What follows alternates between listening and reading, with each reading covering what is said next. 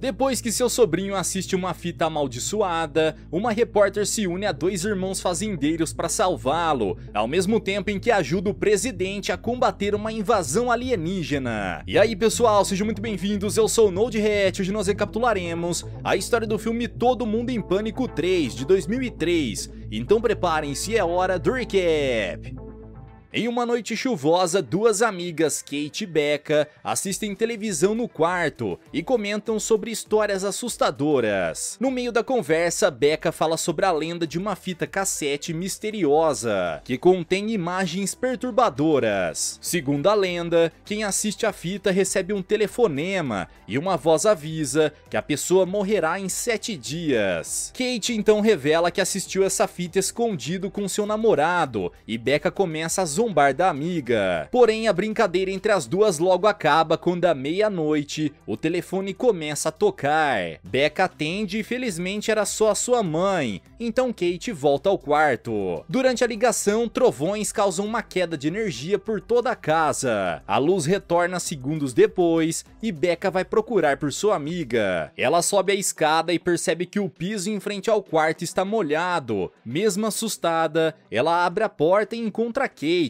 que de algum jeito macabro foi dessa pra melhor. Becca não entende o que aconteceu, até que da televisão surge uma garota de aparência assustadora. Rapidamente ela sai da tela e parte para atacar a jovem, que se torna mais uma vítima desse espírito maligno. Longe dali, em uma fazenda, um pastor chamado Tom acorda com sons de gritos e se levanta, mas dá de cara com um enorme abajur. Os gritos continuam e parecem ser de sua filha Sue. Depois de trocar de roupa, ele encontra o seu irmão George e os dois saem em busca da garota. Eles percebem que os gritos dela vêm do milharal e correm até lá, só que no caminho Tom é acertado por várias espigas de milho. Mesmo assim, ele não desiste e encontra a Sue, que gritava por ter visto o milharal todo destruído. Nenhum deles entende o significado disso, mas ao longe é possível ver uma mensagem escrita no local, que diz "ataque aqui". Mais tarde, em um jornal da TV, a repórter Cindy Campbell fala sobre o estranho sinal na fazenda, que pode ser um indício de uma possível invasão alienígena. Porém, ninguém a leva a sério, nem mesmo seu colega de trabalho. Depois da transmissão, a repórter vai falar com seu diretor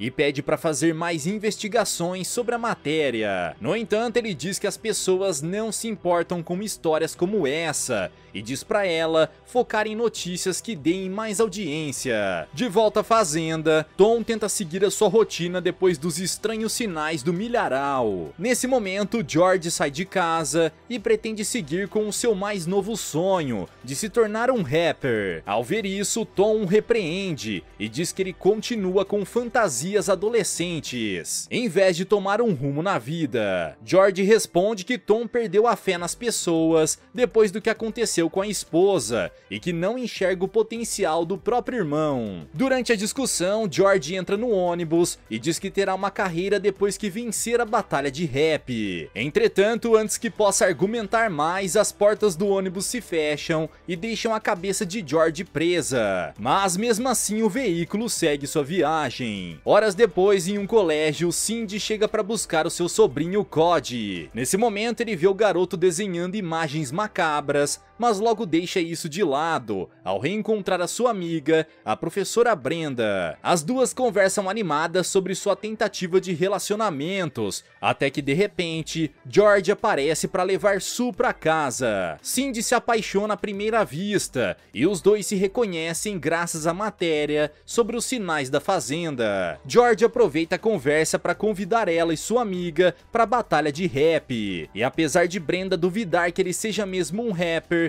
as duas aceitam. Minutos depois, Cindy e Cody vão até o carro, mas o garoto está irritado, pois sua tia se atrasou de novo para ir buscá-lo. Na estrada, ela tenta compensar pela sua falha, porém percebe que deixou Cody no meio do caminho. Ela volta com um carro para buscar o sobrinho sem perceber que ele corria na estrada para alcançá-la. Por causa disso, os dois se batem e Cody é lançado para longe, mas milagrosamente ele sobrevive ao acidente. Quando chega a noite, Cindy se prepara para ver a batalha de rap. Ela conversa com Cody antes de ir e encontra o garoto com mais desenhos estranhos. Dessa vez sobre uma misteriosa garota em um poço. Apesar de achar isso estranho, ela vai ao show. Lá ela encontra Brenda, que diz estar nervosa sobre as notícias da TV e pede a Cindy que a acompanhe até a sua casa depois do show. Enquanto isso, George chega no local ao melhor estilo Eminem e encontra com seus amigos Mahalik e CJ. Ele está nervoso e pergunta quantas pessoas estão ali,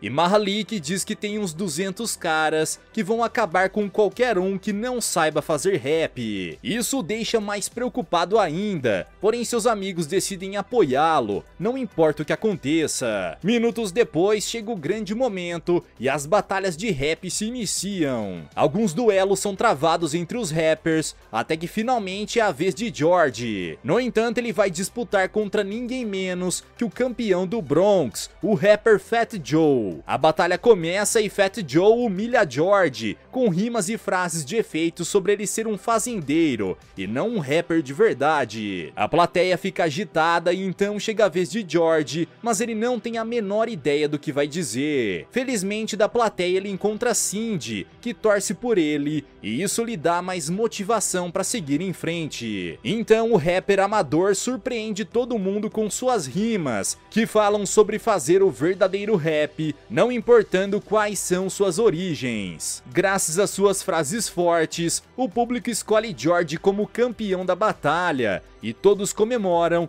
principalmente Cindy. Porém, na empolgação do momento, o rapper fazendeiro coloca o capuz do seu casaco e sem querer causa uma confusão absurda por suas vestimentas. A plateia fica revoltada com isso e arremessam George da janela do clube. Milagrosamente ele não ficou ferido, mas decide desistir de vez da sua carreira como rapper. Depois do show, Cindy acompanha Brenda até a sua casa. Lá ela fala que está nervosa, pois assistiu a fita amaldiçoada, e no dia de hoje se completam os 7 dias da lenda. Depois de contar isso, Brenda fica mais preocupada ainda, e do nada, seu nariz começa a sangrar, ela sofre convulsões e sua mão pega fogo. Cindy fica assustada com tudo isso, mas na verdade eram só brincadeiras de mau gosto de sua amiga. A repórter fica irritada com isso, só que Brenda diz pra ela não levar tão a sério e vai buscar o balde de pipoca na sala. Nesse momento a televisão liga sozinha e mesmo com Brenda desligando, ela continua ligada, mesmo sem energia. Em seguida a TV começa a vazar água e na tela surge uma imagem de um poço em uma floresta. Então a garota amaldiçoada sai desse poço, atravessa a tela da TV e parte para atacar Brenda. Porém a garota não se deixa amedrontar com isso e parte para atacá-la. A menina amaldiçoada tenta desferir socos, mas Brenda a segura pela testa e lhe dá um belo gancho de direita. Em seguida ela dá um soco e uma cabeçada na garota fantasma, que se enfurece e contra-ataca com uma voadora. Enquanto a luta se intensifica, Cindy escuta tudo, porém pensa que é só outra brincadeira de Brenda. Entretanto, quando ela vai até a sala para ver como a amiga está, a encontra sem vida do outro lado do sofá. Na manhã seguinte, George recebe essa notícia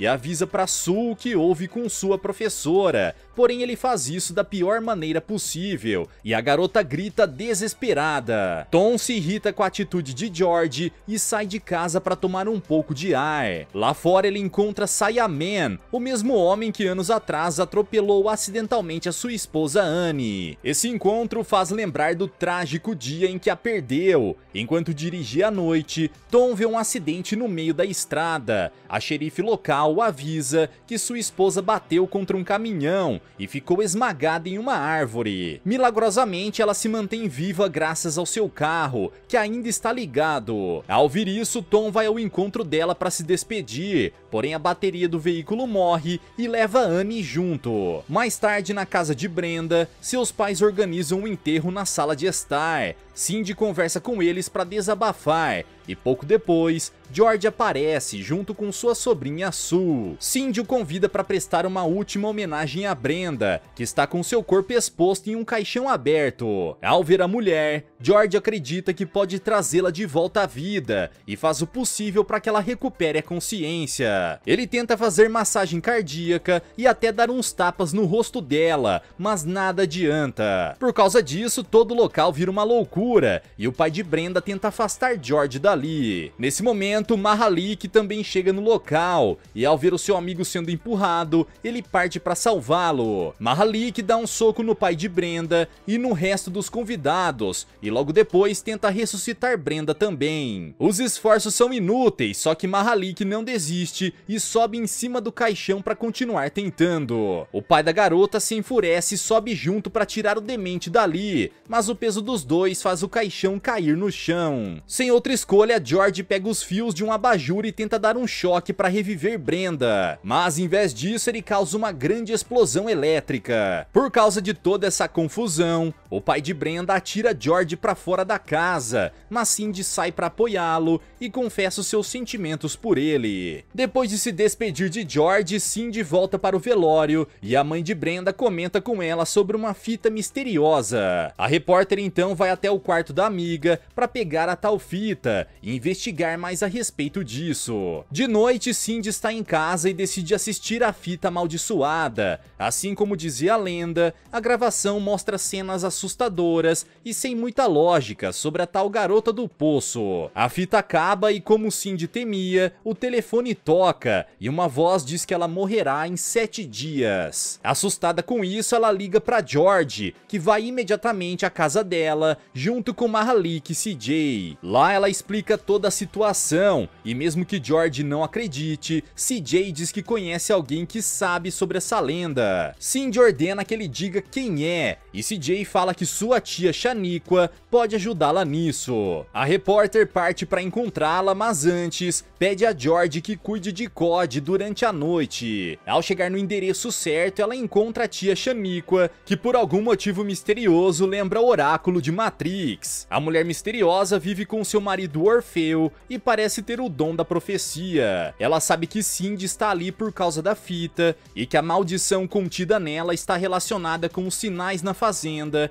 e uma possível invasão alienígena. Em seguida, ela pede para Cindy colocar a fita no videocassete e no meio das cenas aparece um misterioso farol. Orfeu sugere que a jornalista encontre o local onde fica esse farol, só que no meio da gravação aparece a imagem de uma mulher com uma mosca em seu nariz. De algum jeito sobrenatural, a mosca se torna real e a tia Shaniqua tenta acertá-la com um mata-moscas. Porém, a mulher do vídeo sente o golpe e contra-ataca, só que a oráculo não deixa isso barato e as duas iniciam uma luta insana. Horas depois, Cindy retorna para casa e vê George inconsciente na mesa. Para piorar, Cody assistiu a fita amaldiçoada e logo em seguida o telefone toca e anuncia que o garoto só tem mais 7 dias de vida. Cindy percebe que só há uma maneira de salvá-lo: encontrar o farol mostrado na fita e desvendar o grande segredo sobre a garota do poço. Enquanto isso, na fazenda, Tom ouve os sons estranhos no quarto de Sue. Ao entrar, ele encontra sua filha embaixo de um lençol e agindo de maneira estranha. Tom remove o lençol e, para sua surpresa, encontra ninguém menos que Michael Jackson. Apesar desse susto, ele exige saber onde está sua filha, mas o rei do pop não faz a menor ideia do paradeiro da garota. Tom não acredita nas palavras dele e desfere socos contra o invasor. Porém, graças à sua velocidade e seu moonwalker, Michael desvia de todos os ataques. Mesmo assim, Tom consegue agarrá-lo e o prende na janela, mas Michael cai do outro lado, deixando apenas um nariz falso. Tom corre para saber quem era o invasor e descobre que a aparência do rei do pop era só um disfarce, possivelmente de um alien. No dia seguinte, Cindy encontra o farol em uma ilha distante. Ao entrar nele, ela encontra uma sala repleta de telas, que é controlada por um senhor chamado apenas de O Arquiteto. Semelhante ao criador de Matrix, o velho diz que vigia odiava Cindy há tempos e que ela é a única capaz de deter a garota do poço. O arquiteto revela que a tal garota é a sua filha adotiva, chamada Tabata. Porém, ele diz que a filha tinha um comportamento violento, o que levou a sua esposa a jogá-la no poço. Antes de morrer, Tabata colocou sua maldade nessa fita,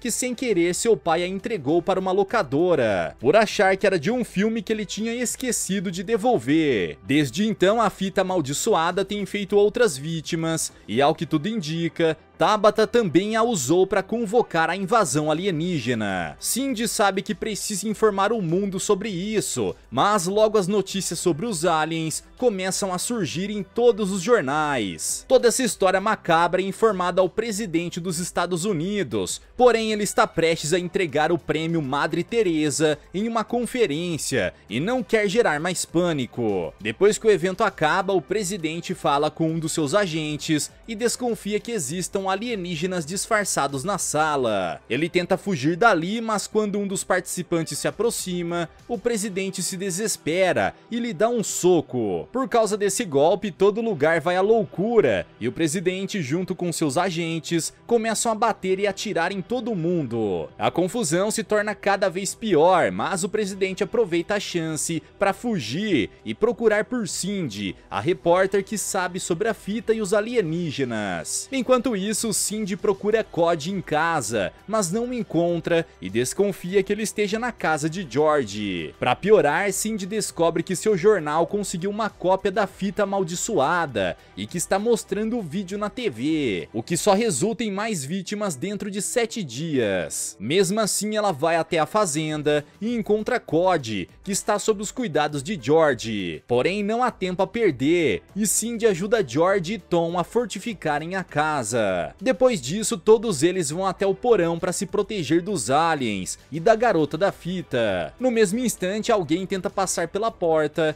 e as luzes se apagam, o que faz George gritar de medo. Porém, os invasores não conseguem passar e foi o próprio George quem mexeu no interruptor e desligou a luz sem querer. Mesmo assim, Tom pede ao irmão que pegue um tronco para que eles possam emperrar a porta. Para o azar do pastor, George acidentalmente acerta Tom com o tronco. Porém, mesmo com a dor insuportável, ele consegue reforçar a porta para que ninguém mais entre. Só que segundos depois, Cody é puxado por mãos vindas da caldeira. Rapidamente, George pega um taco de beisebol e corre para salvá-lo, porém seus golpes acertam mais o garoto do que qualquer outra coisa. Por fim, Cody consegue escapar da caldeira e então é revelado que quem o segurava era Mahalik. Ele veio para ajudar George a combater os alienígenas e junto com Tom, eles saem do porão para enfrentar os invasores. Armados com pás, os três procuram pelos extraterrestres, sem perceber que 2 deles os seguiam. Por sorte, um carro atropela os alienígenas e de dentro dele sai o presidente dos Estados Unidos. Ele diz que veio para encontrar Cindy, pois acredita que ela é a única capaz de resolver essa crise. No entanto, momentos depois, várias naves alienígenas aparecem no céu. As esperanças parecem estar perdidas, até que nesse momento, vários carros aparecem na fazenda. Junto a eles, veio CJ, que trouxe seus amigos fortemente armados para ajudar na luta contra os aliens. O problema é que seus amigos começam a discutir entre si, e antes que enfrentem os extraterrestres, eles lutam uns com os outros e caem derrotados. A situação só piora quando mais alienígenas aparecem e tentam eliminar todos ali. Ainda assim, Mahalik consegue se soltar e usa sua pá para golpear a cabeça de um deles. Porém, os aliens dizem que não estão ali para atacá-los, e sim para pedir ajuda, pois eles também assistiram à fita amaldiçoada. Dessa forma, se eles não fizerem algo a respeito,